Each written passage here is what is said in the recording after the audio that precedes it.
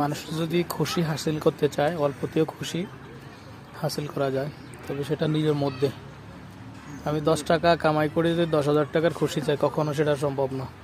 আপনি যতটুকু কামাই করবেন ততটুক থেকে খুশি হাসিল করতে হলে নিজেকে আগে স্থির করতে হবে, তাহলে খুশি হাসিল করা যায়। এবার সে যে জায়গায় হোক, মানুষ মনের আনন্দেই সব কিছু করে, মনের অখুশিতে কোনো কিছুই হয় না মানুষের দ্বারা। যেটা হয় সেটা হলো মানুষের রাগ।